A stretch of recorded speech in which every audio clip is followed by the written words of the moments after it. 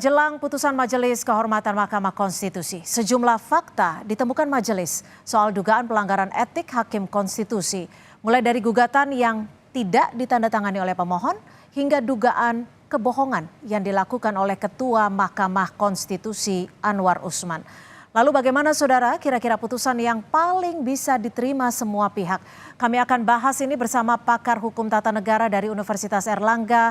Sudah ada Muhammad Saiful Aris. Selamat petang Pak Saiful, terima kasih sudah bergabung bersama kami di Kompas Petang, di Breaking News Kompas TV. Selamat petang Mbak Cynthia. Ya Pak Saiful, ini kan sejumlah fakta sebenarnya sudah ditemukan terkait dengan pelanggaran etik. Ditemukan pula oleh Majelis Kehormatan MK. Dari semua fakta-fakta ini seberapa besar sih sebenarnya kadar dari pelanggarannya? Ada beberapa hal ya yang menarik dari putusan 90 itu yang selalu menjadi perhatian. Pertama aspek legal standing ya. Aspek legal standing itu menjadi satu hal yang menarik karena biasanya pada lazimnya aspek legal standing itu kan melihat tiga aspek. Satu dari aspek kerugian, dari penggugat itu harus jelas kerugiannya. Yang kedua ada hubungan sebab akibat. Dan yang ketiga ada aspek pemulihan terhadap kerugian ini. Nah nampaknya kalau kita baca di putusan 90, pemohon ini yang seorang mahasiswa yang bercita-cita ingin menjadi punya potensi menjadi presiden. Nah ini kan satu kerugian yang abstrak gitu kan. Ya. Artinya ini kan belum sesuatu kerugian yang real. Padahal pada lazimnya beberapa putusan Mahkamah Konstitusi itu sangat ketat terhadap aspek legal standing. Ini aspek dari aspek formil ya sebelum masuk pada substansi. Nah yang kedua pada aspek potensi terjadinya konflik kepentingan yang besar.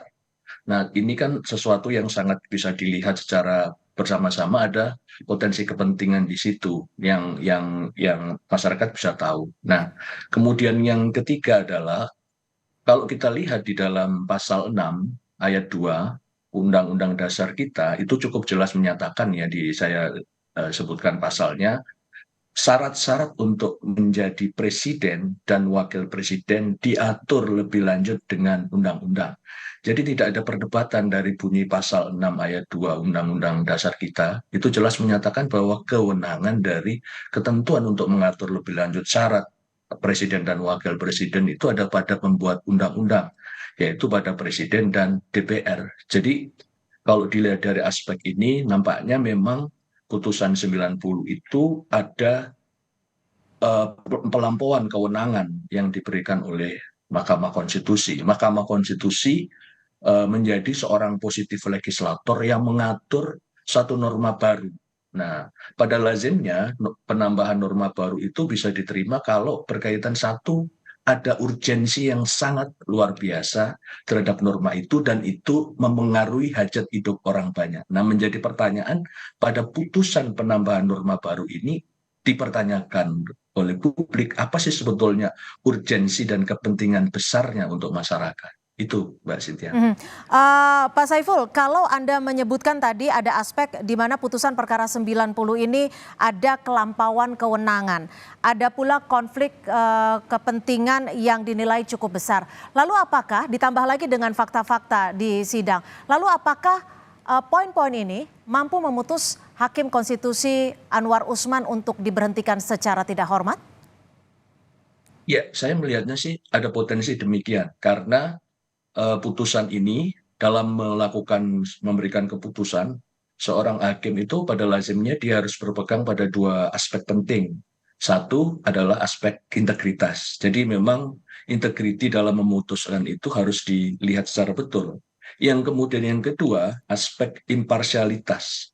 Jadi ketika memutus suatu perkara, hakim termasuk hakim Mahkamah Konstitusi, dia harus berpegang pada aturan hukum yang sudah ada. Jadi prinsip netralitas, ketidakberpihakan pada aspek sepenuhnya pada berpegang pada aturan yang sudah diatur, termasuk di dalam konstitusi itu harus dipegang teguh.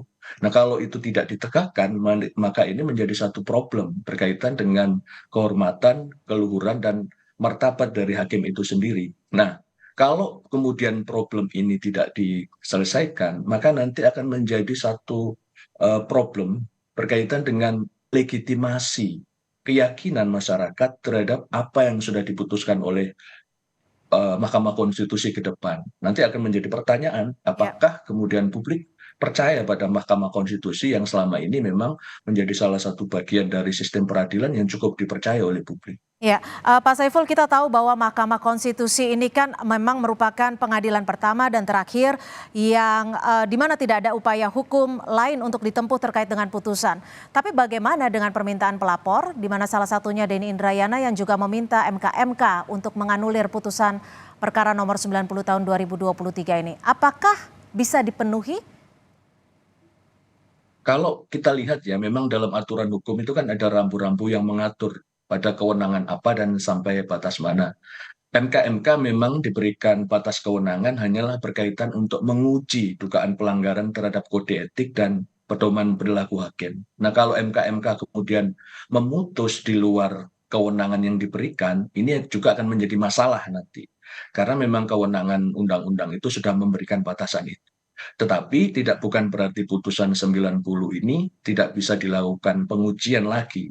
Jadi kalau memang ada masyarakat yang menilai bahwa putusan 90 ini bermasalah, masih terbuka peluang untuk dilakukan pengujian ulang, tapi tidak melalui kewenangan MK itu, karena MK hanya fokus pada dugaan pelanggaran kode etik hakim.